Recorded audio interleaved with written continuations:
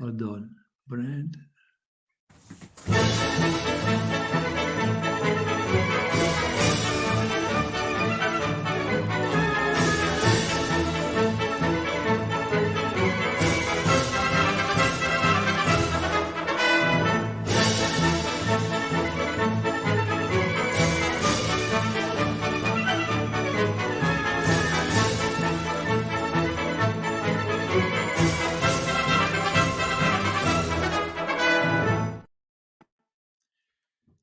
Good evening, good night, good afternoon, or good morning, wherever you are in the world.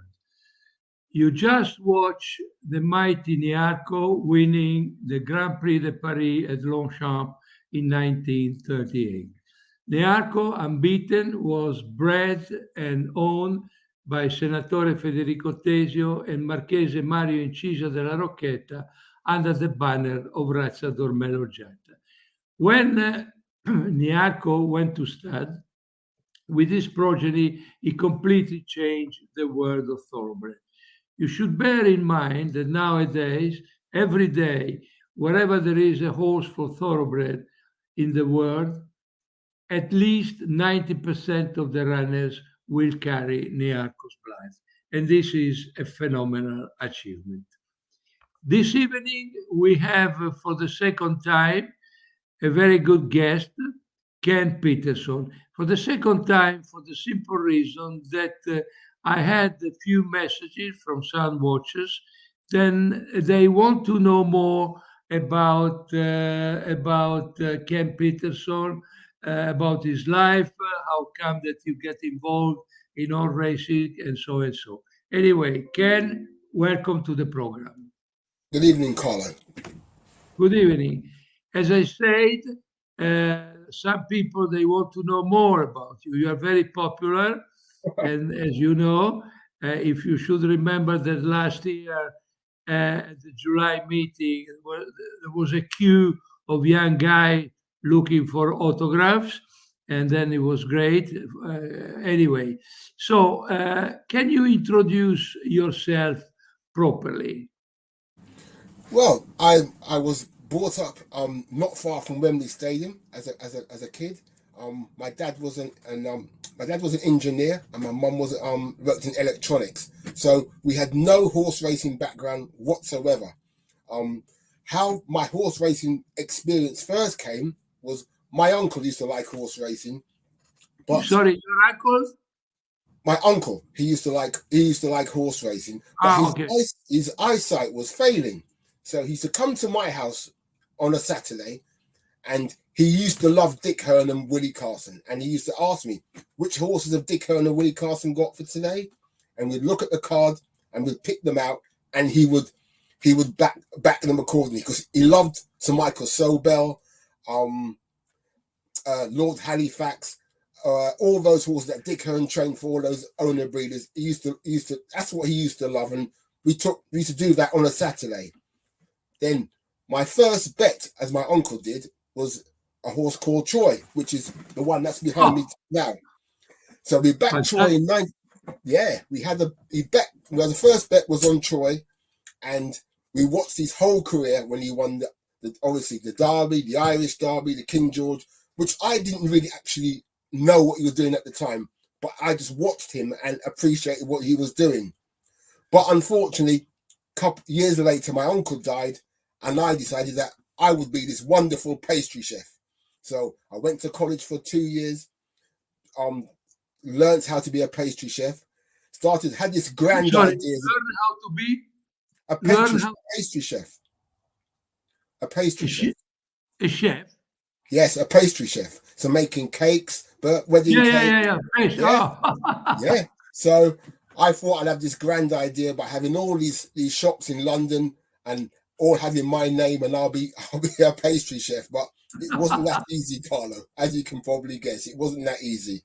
So what happened was that I ended up working in London in a shop not far from Fleet Street. So while I was working there, Fleet Street, where all the newspapers are printed. Yes, sorry. Yeah, Fleet Street was it was the main street where all the newspapers were printed over the years. And I used to work not far from there. And then what happened was that we had journalists who used to come in on their breaks while I was working. You could hear them talking about the big race of the day or the big race coming up at the weekend, which kind of just fueled my enthusiasm a little bit, because I had a little bit of an idea what they were talking about, given that Troy and the Derby.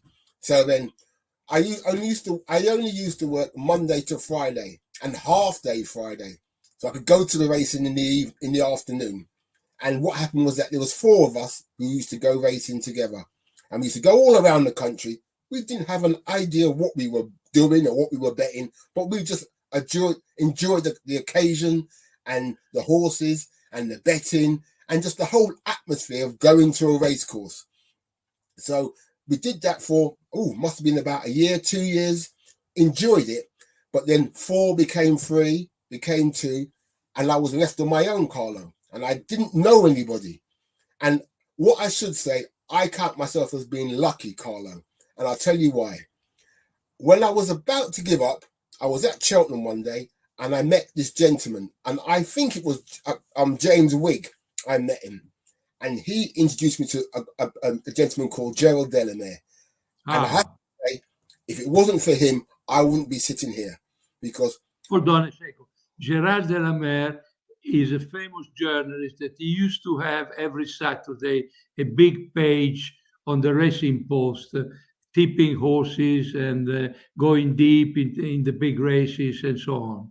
And stats and all that. So I got introduced to him, and we hit it off from the very first day. And he would explain what he looks for in the paddock, how to look at a horse. But what he taught me was how to read a form book, how to understand what you can see and what you see on the form, how to evaluate it. And he taught me. And one thing he said to me when I first started, he said, Ken, there is no shortcuts. There's no shortcuts. No shortcuts. You have to work hard at it. And I took that on board, and I was helping him out and still working as a pastry chef in London. But sorry if I interrupt you for a while. Just would you say something very important? There are no shortcuts in this business. You have to work very hard. I have to say 24/7, more or less, because you can't miss anything. And the bookmakers, they do the same. I mean, the analysts, they do the same. So this is a very, very demanding job. So you said that you were still working in the pastry shop. Yeah, I was still working in London, but then I kind of understood what the journalists were saying, because I was going racing, mixing with Gerald Delamere and meeting other people involved in the sport, and it just got my interest. It just infused my interest. Then after working with him, he said to me, "Oh, when I retire, you can get my job." And I thought, not really. I can't. I mean, look at me. I've got no racing background. My family don't come from a racing background. I couldn't type. I couldn't do anything. And he said, "Look, I think you can do it." And I learned to type badly to start with. And I got offered Jerry's job when he retired. And the editor at the time was a woman called Fleur Klushman, who gave it to me. And she said, "I think you're ideal for the position." So you had the job from once Gerald Delamere retired, you got the job for the Racing Post. Yep, Racing Post Weekender. That's what I worked for. Yeah, Racing Post and Weekend. Yeah, exactly. And I did that. If you don't mind, now we have a short break, and then we come back very soon. Please don't go away. Stay with us.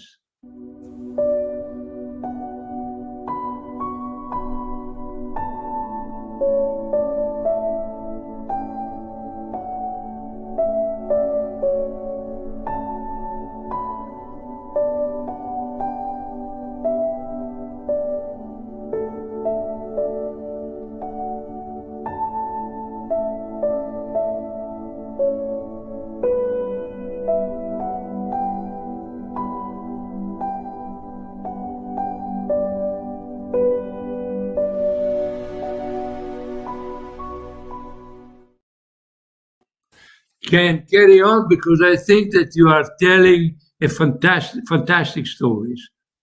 Well, as I started to work from the Racing Post Weekender, as I said in the previous program, I got to work for a few bookmakers and doing things on that scale. But what also happened was that about I think it was 2017, a friend of mine contacted me because Jim Crowley was looking to change his agent, and he came to offer me to be his agent. And I said, Jim, I can't do the job.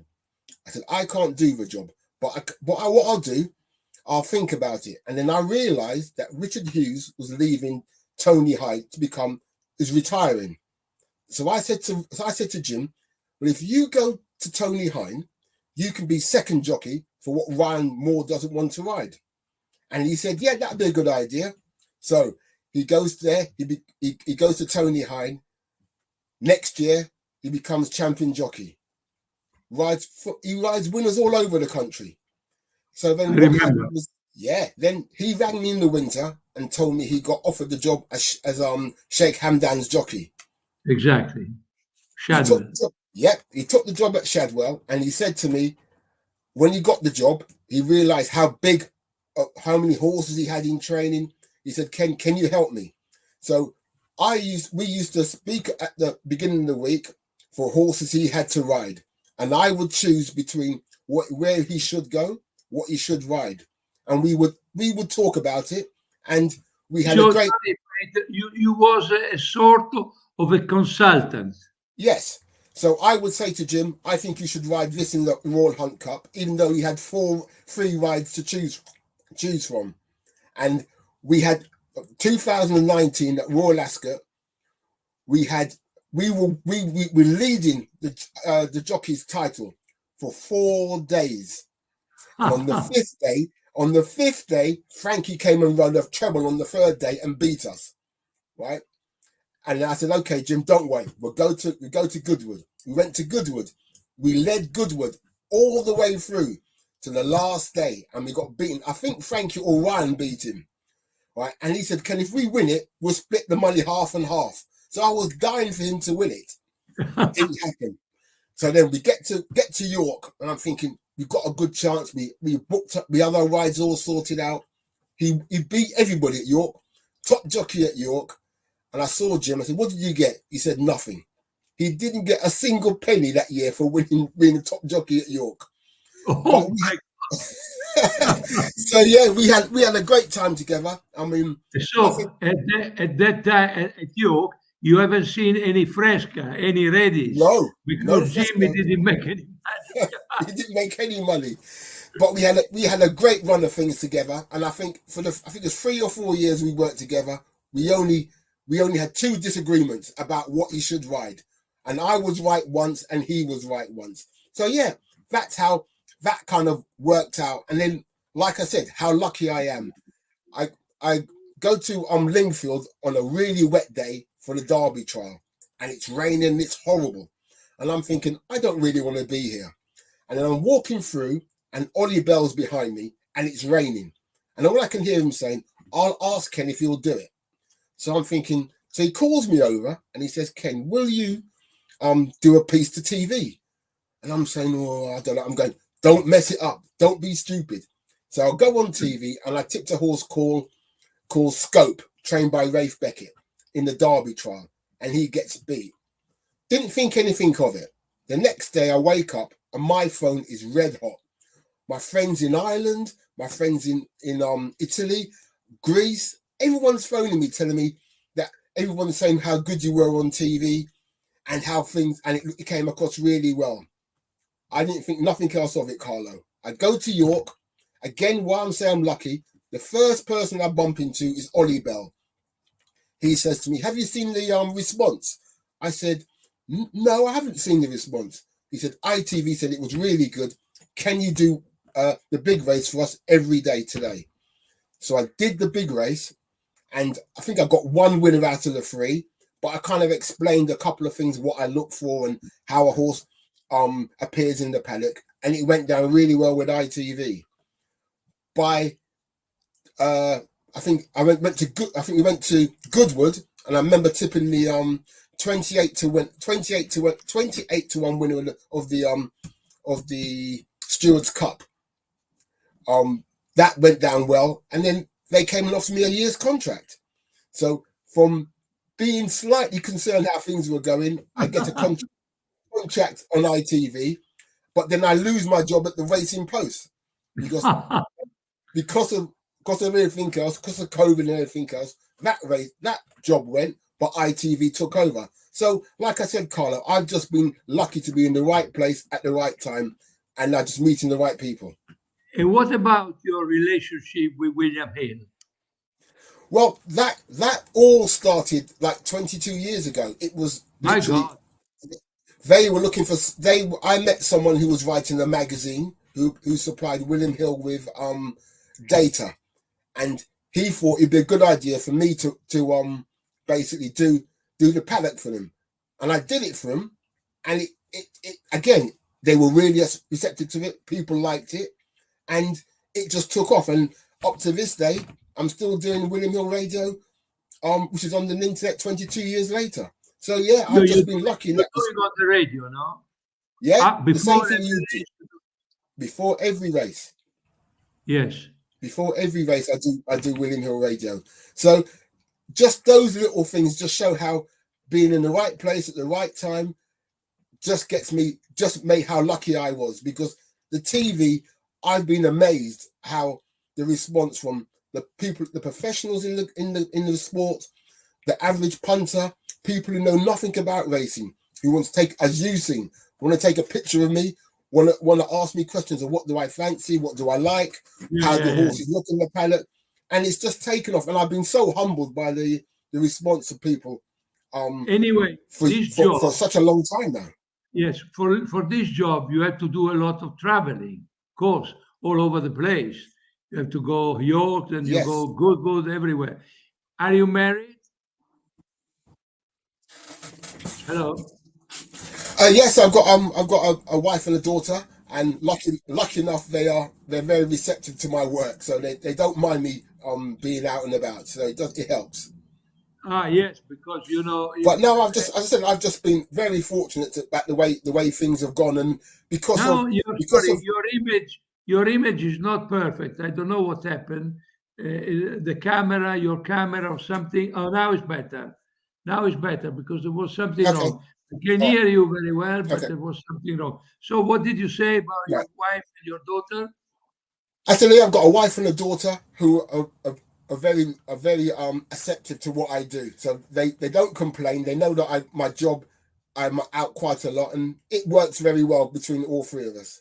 So I have to say that they are two saints, because you're always around, you know, going here and there. And then, of course, as you say in program number 1, every night or every evening, more or less, you have to study the form to prepare for the following day. Yeah. Oh, yeah. Like I said to you, Carla, you have to work at it. No matter what you do, you have to work at it. And lucky enough, I still got the desire and the hunger to do it. And like I said, I'm just lucky that I can get to go to other people's yards. I mean, I've been to Richard Hannon. I've been to Ballydor 3 times. I went to Sir Michael Stout for 16 years in a trot. Never missed a year going to Sir Michael Stout. I saw him a couple of weeks ago, just before his retirement, see how he was. And yeah, I've just been very lucky in that respect, that most people have been very kind and very helpful towards me. Now, what the people, I mean, the watcher should understand, in my opinion, and this, if somebody is involved in this world, like you are a paddock expert, you work for William Hill, you do this, you do that. If you don't have the desire to do that, forget about it, because it's a very, very demanding job. As I said, and as I wrote many, many times, is a 24/7 job, because you know, if you are, let's say, if you are a bookmaker or you are an expert for football, let's say, on Monday you prepare the odds and then end of the story. But if you work on the horses, then you have to take care of the ground, the draw, the jockey, the breeding, the trainer, the owner. You know, too many things to be considered. So that's the reason why this is a 24/7 job. no way to afford it in a different way. Well, like I said, Carlo, there's no shortcuts. If you're going to do the job, you've got to do it properly. And what I say to people is that there's many different jobs you can do with racing. It's not only being a journalist or being a broadcaster. There's so many different aspects to the job. Working with horses, working at studs. There's just so many different avenues you can go down to. So yes, I am very fortunate that how things have worked out. And as I've said, I've not worked a day in my life for nearly 30 years, Carlo, because it's a hobby that's become a job. Exactly. Anyway, this week I will see you at Newmarket for book 1 for the sales, and then I will see you again at Newmarket or the Rolling Mile for the races. And I've been told, because I have a secret which I can reveal to everybody, that there is a guy at the top of the stand that is waiting for you. If you should remember Mr. Raymond, call him Jim. Last week, 2 weeks ago, when we were at Newmarket, I introduced Ken Pitterson. I say this is a living legend to another living legend. This Raymond, they call him Jim, is a 92 years old guy that he goes to every single Newmarket meeting. He's driven by some friend because he said that he drives only locally, but he doesn't miss any single meet.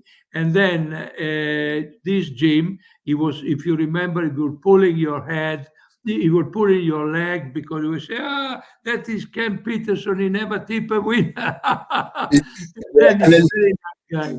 And then he goes and he says to me, what do you like in this race? So I tipped 1 and he tipped 1 and Burdett rode 1. So yeah, he was definitely better than me that day, Carlo, definitely. But he's a nice guy, and I'm sure that when we will come out from the press room for race 1 on Friday, he will be there waiting for you. I'm sure he will. He'll advise me right. Yes, he will be there. Anyway, Ken, I wish to thank you very much because I think that the stories you told are very, very nice. And the people, I'm 100% sure they will like it a lot. Thank you very much for your time. See you at the sales. Carlo, thanks for having me. Thanks for having me. Good night. Bye. Ciao.